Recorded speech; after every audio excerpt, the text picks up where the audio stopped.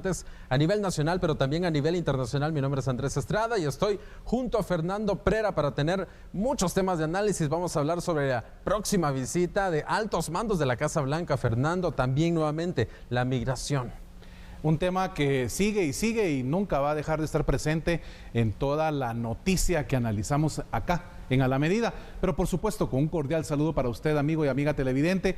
Muchas gracias por permitirnos entrar allí, a la par suya. Usted está en la camita ahorita descansando ya, solo queriéndose enterar de qué sucede. Bueno, aquí se lo tenemos con Andrés y de verdad el agradecimiento de todo corazón por permitirnos estar con usted. Iniciamos. Mientras tanto, en Turquía también a nivel internacional, esas 72 horas que son clave están a punto de acabarse tras este terremoto que ocurrió el lunes y el presidente de Ucrania, Volodymyr Zelensky, haciendo una visita sorpresa al Reino Unido y a Francia. Todo esto y más lo analizamos en unos minutos.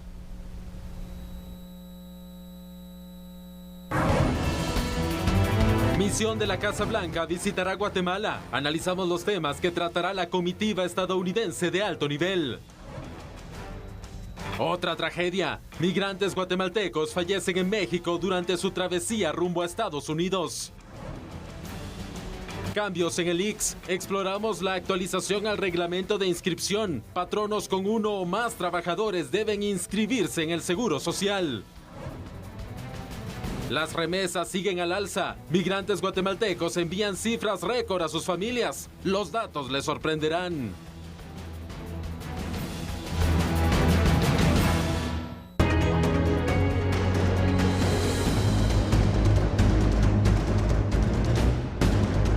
El objetivo es generar desarrollo y más fuentes de empleo, tal y como lo enmarcó recientemente la vicepresidenta de los Estados Unidos, Kamala Harris. Y la verdad que estamos muy contentos. El día de ayer se oficializó el mecanismo de articulación de nearshoring, sobre todo para avanzar con el proceso, digamos, de mejoras en los procesos de cadenas de suministro.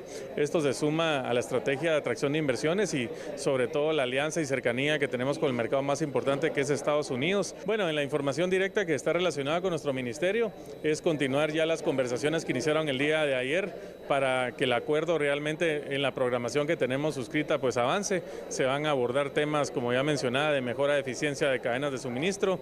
Se van a también poner en programación eventos que estaremos haciendo en Estados Unidos, iniciando con uno en California, posiblemente en otro en Denver, y de igual manera pues yo voy a estar en las próximas semanas en Miami en un evento organizado por Concordia, en el que también estaremos reuniéndonos con inversionistas, así que pues es una agenda de trabajo muy amplia y los detalles pues ya la Embajada de Estados Unidos en Guatemala los dará porque a ellos les corresponde. Y así es como se anuncia entonces la próxima visita de esta misión de la Casa Blanca. Fernando, es parte de esta iniciativa que hemos visto que ha impulsado Estados Unidos ahora con el gobierno de Joe Biden, y específicamente Biden se lo dejó a la vicepresidenta Kamala Harris, que es enfrentar lo que ellos llaman las causas fundamentales de la migración. Analizábamos también esta semana en A la Medida sobre estos nuevos avances que habla el gobierno estadounidense, y es parte de su estrategia, ¿no? De cómo ellos ven lo necesario para hacer acá en Centroamérica, específicamente en El Salvador, Guatemala y Honduras, para enfrentar la migración. ¿Es el camino correcto?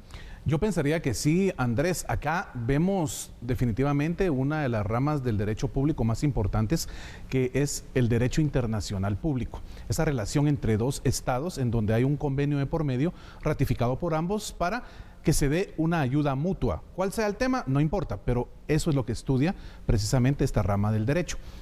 ¿Qué es lo que va a generar todo esto para nuestro país, Andrés? Definitivamente un boom explosivo en materia laboral, oportunidades de empleo, oportunidades de mejora para muchas familias, un presupuesto familiar ya tal vez más holgado porque hay mejores ingresos y definitivamente la oportunidad de hacerle un alto a la migración, ese flujo migratorio que se está brincando el tema legal por buscar una oportunidad hacia el norte, buscando llegar a Estados Unidos, que naturalmente lo hemos, como bien dijiste, analizado en distintos programas ya en A la Medida, que a Estados Unidos ya no le conviene más esto, los recursos ya no dan para más. Obviamente son miles, millones de personas queriendo entrar de manera no legal hacia el territorio estadounidense, y con ello pues se va afectando mucho el aspecto político, social, económico de ese país. Entonces, todo este tipo de circunstancias en donde los convenios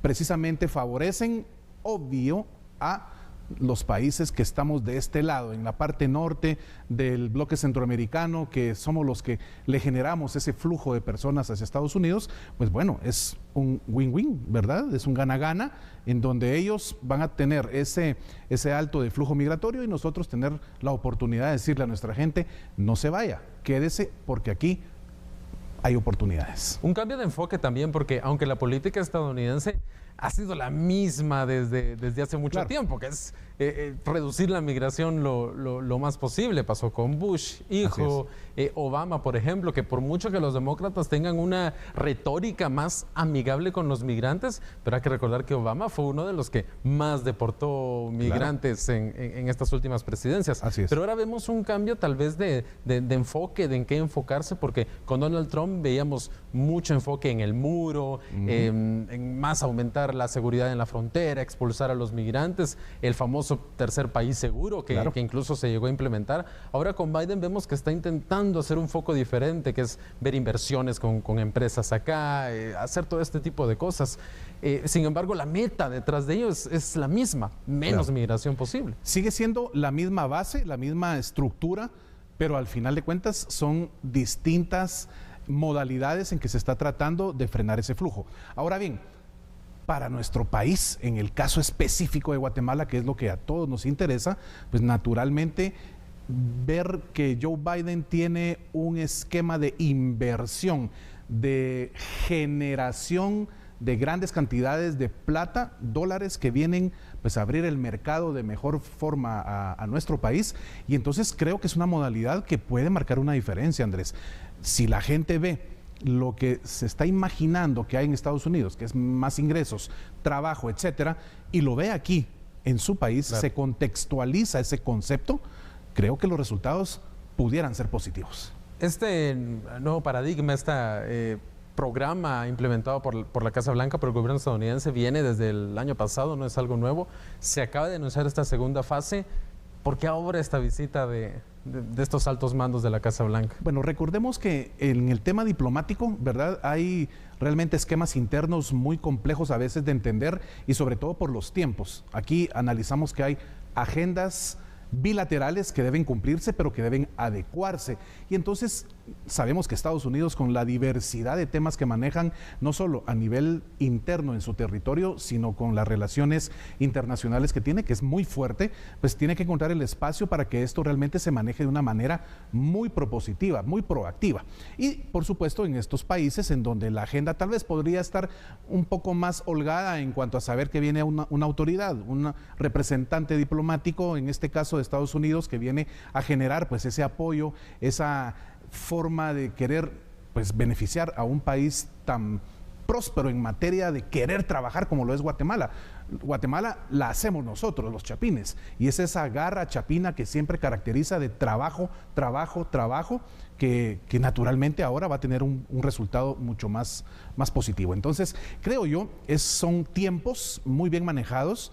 Hay esquemas de agendas que se tienen que respetar y, por supuesto, analizar punto por punto para ver qué es lo que mejor le convenga a cada una de las partes involucradas. Y tal vez mejor ahora que dentro de unos meses, cuando vamos a estar en plena campaña electoral. Totalmente, ¿no? Y eso lo saben ellos perfectamente bien. Manejan esos tiempos con una manera muy, muy bien planificada y, por supuesto, el resultado, creo, va a ser muy bueno para el territorio guatemalteco. Claro, veamos cómo lo argumenta entonces la Casa Blanca, cuáles son los argumentos que dan en este plan que ellos han diseñado, implementando esta estrategia para abordar las causas fundamentales de la migración, así lo llaman ellos. Afirma el gobierno estadounidense que su estrategia busca mejorar las condiciones en El Salvador, Guatemala y Honduras para que las personas no se sientan obligadas a abandonar sus hogares, incluyendo enfrentar desafíos económicos, de gobernanza y de seguridad con políticas y programas que mejoren la vida de las personas en Centroamérica. El gobierno estadounidense afirma que con su apoyo a casi 8,000 empresas ya han ayudado a crear y mantener más de 90,000 puestos de trabajo. Han ayudado a que micro y pequeñas empresas accedan a 179 millones de dólares en financiamiento. También 47 empresas y organizaciones se han comprometido a invertir más de 4.200 millones de dólares para fortalecer la seguridad económica. Y entre otras cosas, la Casa Blanca también destaca esfuerzos en la lucha contra el tráfico de migrantes. Estas parecen ser cifras muy impresionantes. 4.200 millones de dólares de inversión entre los tres países, es una cifra bastante grande. 90,000 puestos de trabajo creados, también una cifra bastante grande. Ojo, estos anuncios que da la Casa Blanca repartido entre los tres países, claro, entonces ya cuando lo vemos entre cada uno ya es menos, ¿no?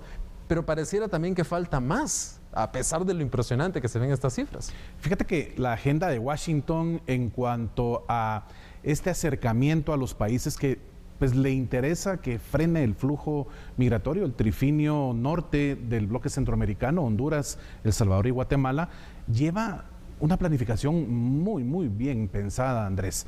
Acá Washington se enfoca en, bueno, vamos a generar esta cantidad de dinero que, por supuesto, sale de ese presupuesto anual de los estadounidenses, y es el pueblo de los Estados Unidos el que naturalmente está siempre con esa mentalidad. Perdón que te interrumpa, tal vez aunque suene tan grande para nosotros, pero cuando lo miramos en el gran presupuesto de Estados Unidos es apenas una gota en el océano presupuestario estadounidense. Y realmente ese monstruo de presupuesto que se maneja, pues todo es directamente proporcional, es un monstruo de país, no podemos ni siquiera pensar en la cantidad de habitantes, aquí somos 17.6, allá estamos casi rebasando ya los 300 millones. 320 según la última estimación. Sí, 320 millones, entonces solo ahí tenemos realmente pues un análisis matemático muy rápido y muy superfluo de la diferencia en materia económica de uno y otro, pero realmente nosotros, Guatemala, El Salvador y Honduras, nos beneficiamos con este tipo de inversiones. El porqué de ese acercamiento de la Casa Blanca, por qué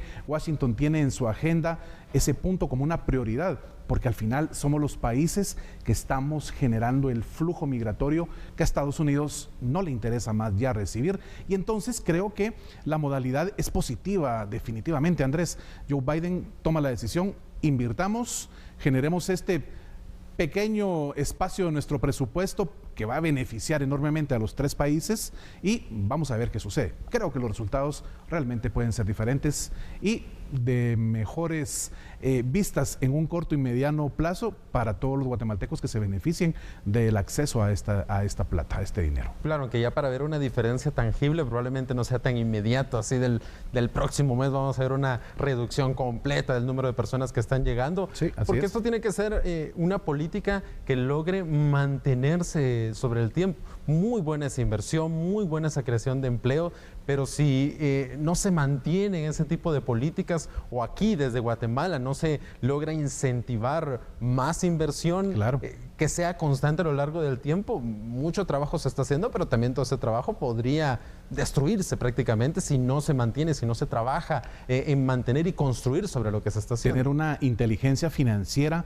muy bien estructurada, manejar encadenamiento de mercados, encadenamientos productivos. Somos un país productor, agricultor, claro. Entonces tenemos que muy trabajador, como abrir esas nuevas opciones de mercado, porque ya tenemos muy buenas. Por ejemplo, el caso de la arveja china, ¿verdad? Claro. Somos el principal exportador y para Estados Unidos, y Estados Unidos está más que feliz con este tema. El caso de las berries es otro, ¿verdad? Es producto que realmente busca el estadounidense que venga de Guatemala por su calidad, pero por sobre todo la actitud del guatemalteco. Somos un país pujante, somos un país que su ADN, nosotros, la gente, lo que queremos es trabajar, lo que queremos es tener fuentes legítimas de empleo que nos permita pues generar, tal vez no una gran riqueza, pero sí lo necesario para que estemos juntos en esa unión familiar y que tantas familias, cientos de miles de familias en Guatemala no se dispersen, no se separen, buscando el famoso sueño americano, si se puede lograr acá con ese tipo de inversiones. Fernando, es clave esa generación, pero también la distribución de riqueza, claro, porque recordemos que la gran mayoría de la población guatemalteca vive en pobreza y extrema pobreza. Son la gran mayoría, entonces sí es una tarea pendiente esa distribución de la riqueza entre todos los guatemaltecos. Somos un país con la famosa economía de subsistencia y economía de infrasubsistencia. Y eso tiene que cambiar. Totalmente, es uno de los objetivos más importantes con este tipo de convenios firmados. En unos minutos vamos a analizar entonces cómo los peligros que hablábamos, que pueden ser peligros en algún momento que no se materialicen, lo que le pasó al niño de 8 años, que a pesar de que lo regresaron, pero no le pasó nada, regresó sano y salvo. Pero así como hay casos de personas que logran llegar a Estados Unidos o que son deportadas sanas y salvas, también está el caso que vamos a analizar en tan solo unos minutos de personas que terminan siendo víctimas mortales de una tragedia en esta travesía rumbo a Estados Unidos. Ya volvemos.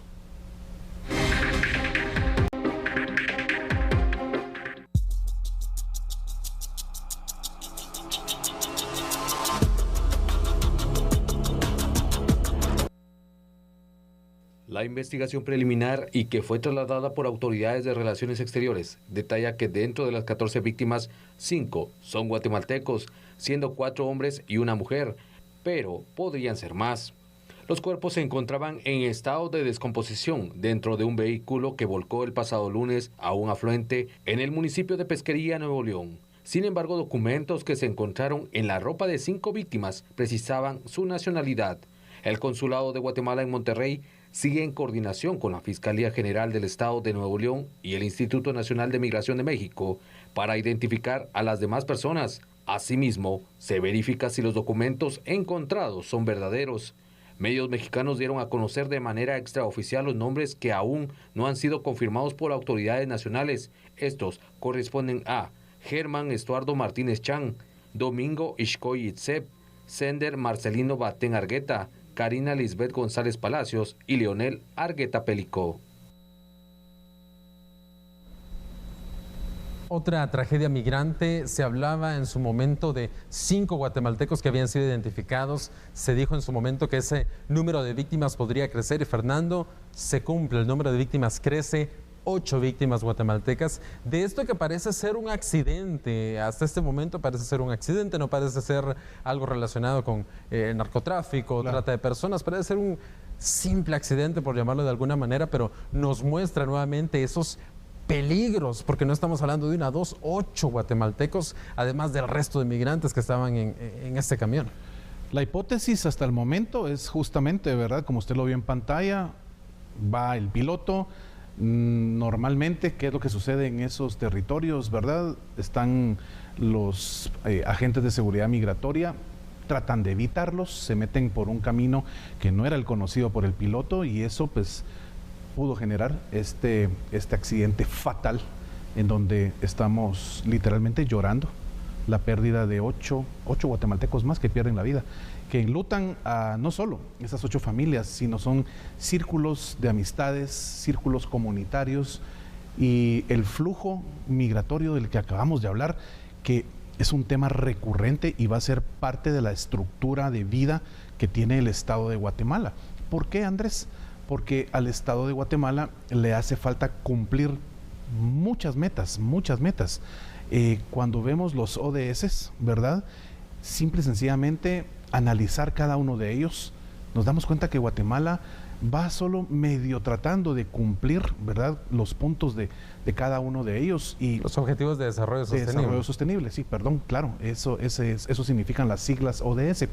Y esos objetivos de desarrollo sostenible, que es una agenda que el Estado de Guatemala se ha comprometido, ha ratificado en cumplir, pues naturalmente conlleva muchos espacios. Pero tan solo hablemos de uno de ellos, el acceso al agua. La gente en las comunidades no tienen literalmente el acceso a agua potable.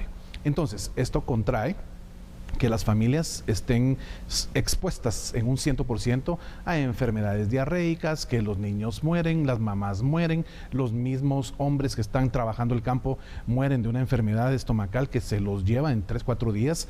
El sistema de salud no alcanza para llegar a aquellas comunidades lejanas. Entonces, ¿qué sucede? Vemos lo que usted conoció en esta historia. Andrés, la gente busca mejores oportunidades. Cualquiera lo haría. Si analizamos qué pasa a nivel del continente africano, en donde hay un flujo migratorio entre países que pertenecen a este espacio territorial, también es lo mismo. Están buscando nuevas oportunidades. Si nos vamos a cualquier área del globo terráqueo, sucede lo mismo. Es un derecho humano de quien toma la decisión de salir de donde habita, porque busca mejores condiciones, no solo para él o para ella, sino que para su familia.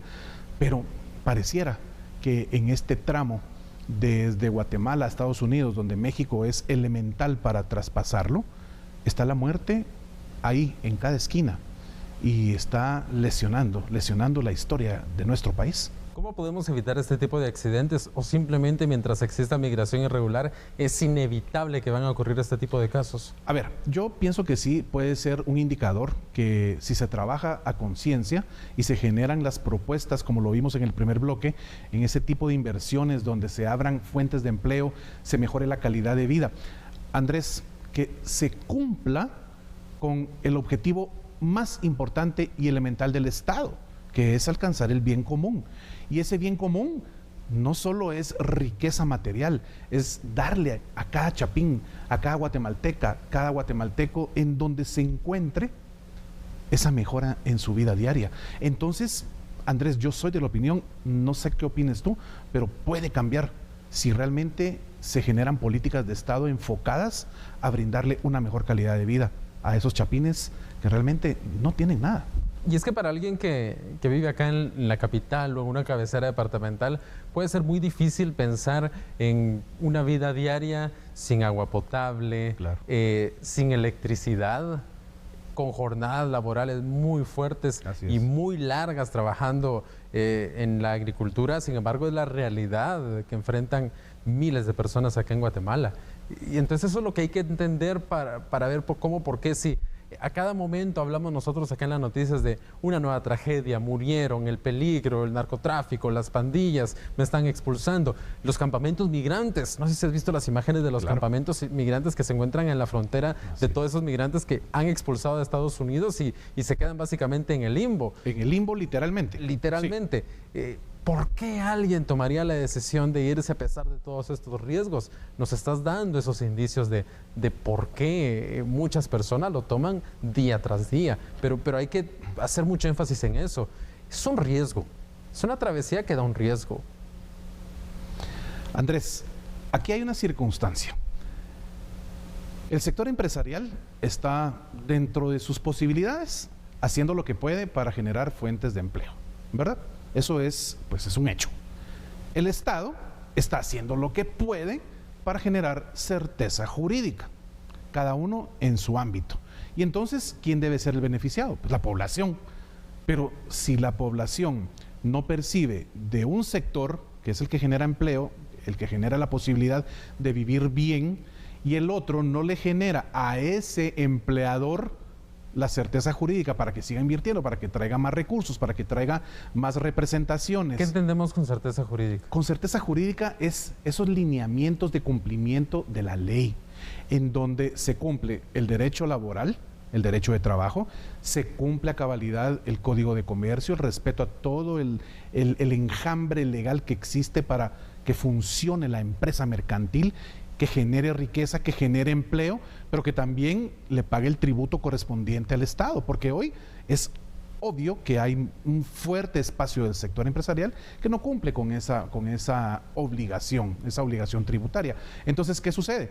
No puede haber una recaudación que permita al Estado generar políticas de bienestar común.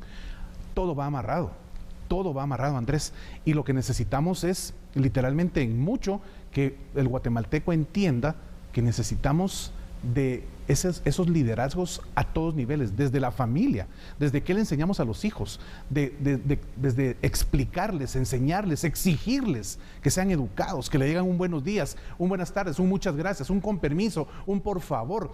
Ahí estás haciendo Guatemala.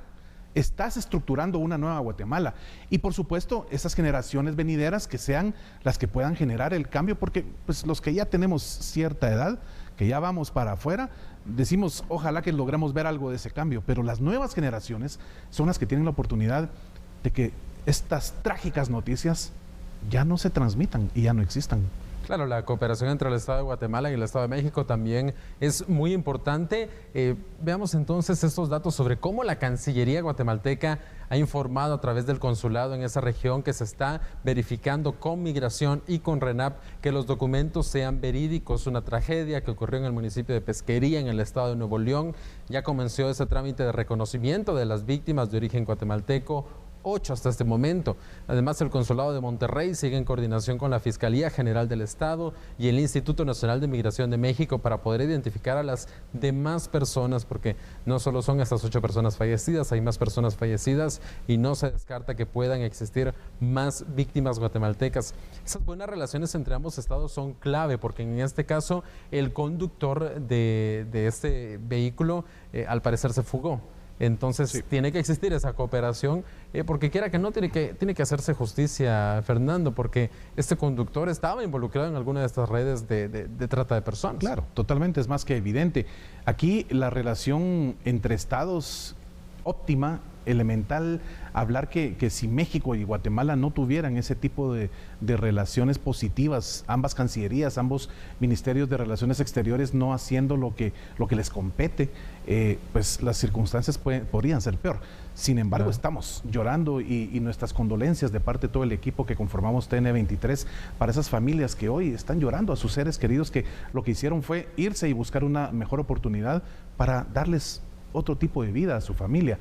Y mientras todo el esquema interno, tanto a nivel del Estado de Guatemala, el Estado mexicano, y que Estados Unidos pues no siga cambiando su estructura como lo ha hecho hasta ahorita, que estamos viendo pues una posibilidad de mejora en esas relaciones bilaterales Estados Unidos-Guatemala con estas inversiones, pues las cosas van a seguir igual. La gente lo que quiere es conseguir dinero para tener, aunque sea para frijoles y tortillas en su mesa, y es lo que estamos viendo. Muy interesante también cómo cambian las formas de migrar.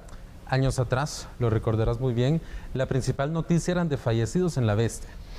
Sí. Esa era la principal noticia, ¿no? Y a cada cierto tiempo se venía que tantos migrantes fallecieron, la bestia aquí, la bestia allá. Los grupos de pandillas que estaban ahí adentro, violando y asesinando, claro. Ese era el principal foco del mayor peligro en la migración. Ahora, conforme han pasado los años, vemos como la bestia ha dejado de ser el foco principal, ya no se utiliza tanto, se sigue utilizando, pero ya no es tanto.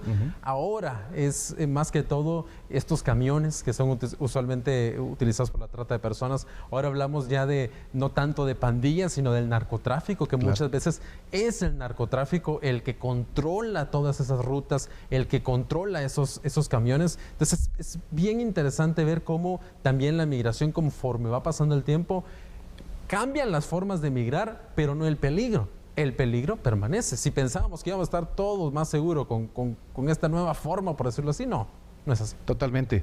La intención y la gana de las personas, sea Honduras, El Salvador o Guatemala, de migrar, continúa, es un hecho, y entonces lo que se necesita es que la política interna del Estado pueda enfocarse a decirle a esa persona, mire, quédese, no se vaya, porque de verdad aquí tenemos nuevas oportunidades, hay nuevas inversiones y usted puede ser parte de ese recurso humano que tomemos para mano de obra y que usted se gane ese dinerito que tanto le va a servir para llevarle a su familia lo que necesitan. Claro, y acá en TN23 seguiremos entonces pendientes si se llegara a confirmar sobre más víctimas guatemaltecas. Cuando regresemos de la pausa vamos a hablar sobre esta actualización que se da en el Instituto Guatemalteco de Seguridad Social, el IGSS, porque pueden existir ciertas dudas entre los empleadores, entre los empleados también, y en redes sociales se dice de todo. De todo. ¿Qué es lo que está pasando? ¿Cuál es la realidad? ¿Cuáles son los hechos? Al regresar de la pausa lo analizamos.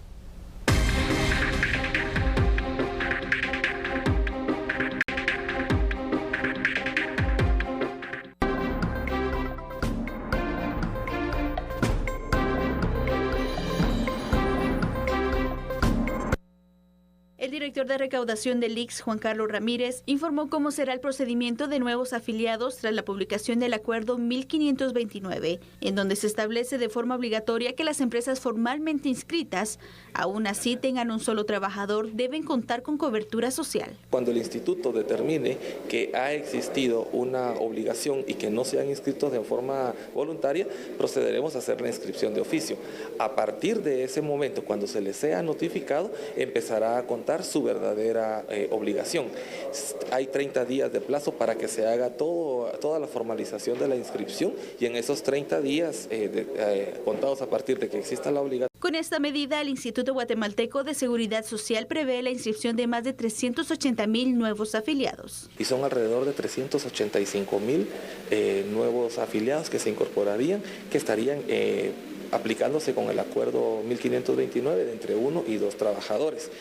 De estos, también la totalidad de las esposas de ellos y los hijos menores de 7 años. Actualización entonces en el reglamento del Instituto Guatemalteco de Seguridad Social. Y bueno, en redes sociales, Fernando, se han escuchado muchas cosas que siempre se dicen, ¿no? Pero es importante tener siempre la información correcta, ¿no? Que muchas veces se ve siempre manipulada o tal vez no con mala intención, algunos con mala intención, pero tal vez no con mala intención, no se interpreta de la mejor manera. Fernando, estos cambios, patronos con 1 o más trabajadores, ¿cómo aplican? ¿Es positivo realmente ese cambio? ¿Cuál es tu opinión sobre él? Bueno, realmente es muy complicado el tema porque hablemos de las micro y medianas empresas, microempresas sobre todo. Que son la mayoría. Sí, perdón que te interrumpa. No, claro, de eso se trata. El 70% de la población en Guatemala está en la economía informal. Exactamente. Entonces, esas personas que con ese esfuerzo van viendo cómo hacen para abrir un mercado con su empresita y jalan a alguien, una vendedora, un vendedor, una secretaria, una asistente, pero pues tenían desde hace, no sé, más de 2, 3 décadas de manejar el concepto de, bueno, hasta 3 empleados puedo tener y todavía no tengo que pagar esa cuota patronal al IX. Hoy no, hoy el cambio es radical y bueno, desde usted que tenga una persona, vámonos. Hay demasiado que analizar acá, Andrés, porque de verdad el Estado de Guatemala maneja la intención de hacer bien las cosas, eso es un hecho, pero hay que también entender que del lado del empresario, del lado de ese emprendedor y sobre todo después de la lesión social que tuvimos con el tema de la pandemia, con el COVID, ¿cuántas personas realmente perdieron su empleo? Empezaron pues una empresita de pan, de pasteles, de pizzas, de venta de ropa, de no sé. Y entonces vieron que tenían la oportunidad de crecer, crecieron y pueden jalar a una persona y beneficiar a una familia con el trabajo, porque naturalmente ese salario va a darle un cambio de vida a una pareja, un cónyuge, una cónyuge, sus hijos, etcétera. Ahora se lesiona a esta persona, ¿verdad? Porque es una lesión lo que recibe en el tema de su presupuesto, su figura como patrono, porque tiene que hacer ese esfuerzo. Ojo, no es nada malo. Y ahí es donde quiero que exista el balance de la opinión y del análisis. No es nada malo lo que se le está exigiendo, al contrario, estamos velando porque la seguridad social alcance a todos. Hoy es enorme la cantidad, creo que nos iríamos de espalda si analizáramos y tuviéramos el dato exacto de cuántas personas tienen un empleo, tienen un espacio y no tienen ese beneficio, acceso, claro. Ese beneficio, el acceso al IX. Que yo argumentaría que es un beneficio básico, por la supuesto, seguridad y social, elemental, básico. Elemental. ¿Cuántas personas tienen una herida? Usted bien lo sabe, amigo y amiga televidente, sobre todo usted que es papá, usted es mamá y cuando llega el nene, la nena, me doblé el tobillo, me caí, me hice un chichón, me abrí el brazo. Y no se cuenta con el IX, ¿qué hacemos? Un accidente hoy, el parque vehicular a nivel de motocicletas, claro. Vemos todos los días noticias que usted se entera acá en TN23 de los accidentes de motoristas. Y si estos motoristas no tienen el acceso al seguro social, ¿cuánto te sale una operación en el área privada? Tienes que estar listo con 50, 60 mil quetzales. Dinero que no se tiene. Entonces, esto ni siquiera hay que verlo como un mal necesario, porque no, esto es un beneficio total y radical para todos. Lo que pasa es que tiene sus aristas. ¿El beneficio es para el empleado? Por supuesto que sí, y qué bueno que lo tenga, pero el empresario tiene que ajustarse el cincho, porque ahora no son 3 empleados, sino ya con 1 que hay que pagar esa cuota patronal. Veamos algunos datos entonces que nos pueden poner en contexto sobre qué implica y qué es lo que va a pasar con esta actualización del reglamento de inscripción al régimen de seguridad social contemplado en el acuerdo 1529 de la Junta Directiva del ICS, que actualiza la inscripción tanto de patronos como de trabajadores. Entre las disposiciones está, como lo hemos visto, la normativa de que los patronos que cuentan con los servicios desde 1 o más trabajadores tienen que inscribirse en el ICS. Previamente era a partir de 3 trabajadores. Esto es importante. La incorporación, ojo con esto, va a ser de forma gradual. No es automática, no es ahora mismo que ya empieza todo. Va a ser una incorporación gradual a partir de 6 meses tras la entrada en vigencia de este acuerdo y conforme avance la capacidad del Instituto de Seguridad Social. El acuerdo aplica solamente a las empresas formalmente constituidas, es decir, aquellas que cuentan con patente de comercio vigente, y se iniciará con el sector comercio y servicios y posteriormente se incorporarán otros sectores de la sociedad. Y cabe destacar, esto podría aliviar un poco lo que decías de este impacto hacia los empresarios. No se aplicará retroactivamente ningún tipo de multas, sino hasta comenzar con las fases de la incorporación que, ojo, entran dentro de 6 meses. Así es. 6 meses es tiempo suficiente para que los empresarios puedan poner su presupuesto en orden y poder incorporar a ese trabajador o a esos 2 trabajadores en la planilla del ICS. ¿Es tiempo suficiente, Fernando? Sí, considero que sí. Acá tenemos que entender que el empresario tiene una característica, y sobre todo el guatemalteco, es ordenado y lleva muy bien los controles internos de su flujo normal de caja, su flujo de cash, el activo, el pasivo y sobre todo el tema del recurso humano. Entonces, creo que 6 meses todavía es suficiente, más que suficiente, se pasa.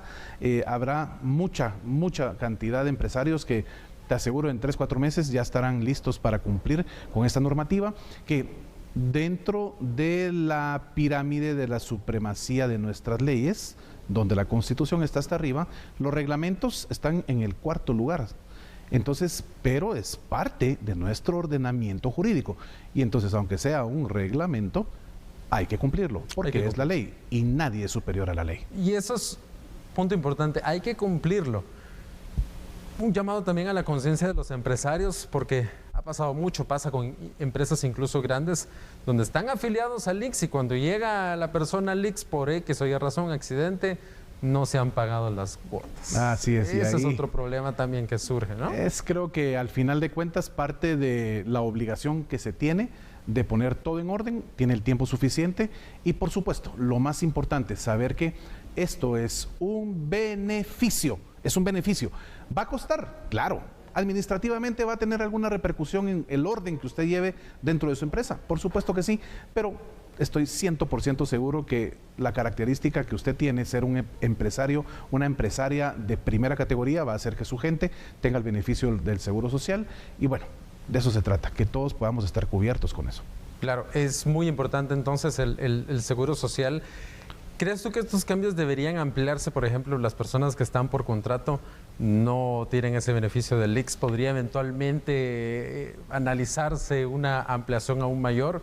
Porque otra de las dudas que también se daba es si realmente existía la solidez financiera en el ICS para poder ingresar a más afiliados que van a requerir eventualmente servicios. Claro, aquí estamos hablando de 2 figuras totalmente diferentes, como bien lo remarcaste. Las personas que están con un espacio laboral a través de un contrato administrativo, un contrato de prestación de servicios técnicos o servicios profesionales, pues al final la relación ahí no es jurídico-patronal, claro, sino que es una relación de intercambio comercial, es un contrato de cumplimiento de deberes el que se tiene que hacer. Entonces, la figura acá del ICS pues no aplica, ¿verdad? Pero creo que es muy bueno el tema, porque al final de cuentas, esa persona que tiene ese contrato puede hacer los pagos por su cuenta al ICS. Puede llegar a abrir su número de afiliación, o si ya lo tenía de algún trabajo anterior, pues simplemente seguir pagando sus cuotas, ¿verdad?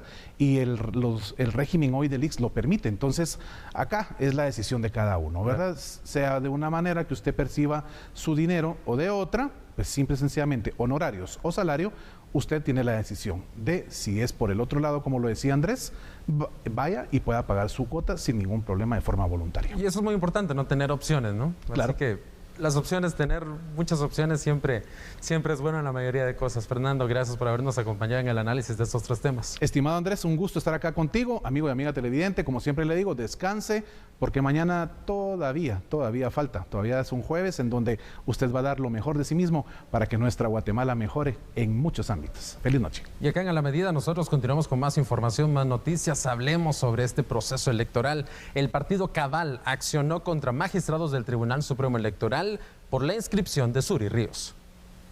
La agrupación política Cabal accionó ante la Cámara de Amparos y ante juicios contra los magistrados del Tribunal Supremo Electoral. Se trata de una acción de amparo interpuesto en contra de los togados por negar el recurso de nulidad presentado por Cabal contra la inscripción del binomio presidencial de la coalición Valor Unionista. El amparo fue presentado por el secretario general del partido Cabal, Manuel Archila Cordón, informó el portavoz de la Corte Suprema de Justicia, Rudy Esquivel. El acto proclamado de la presente acción constitucional de amparo lo constituye la resolución dictada por el Tribunal Supremo Electoral, de fecha 3 de febrero de 2023, dentro del expediente 338-2023, en la que declaró sin lugar el recurso de nulidad interpuesto por el partido político Cabal y que fuera notificada el 3 de febrero de 2023, indica el documento. En este caso, será esta instancia judicial la encargada de emitir una resolución y determinar el rumbo de esta acción legal. Los migrantes guatemaltecos continúan enviando remesas, cada vez rompiendo récords por este gran flujo de dineros, cifras impresionantes.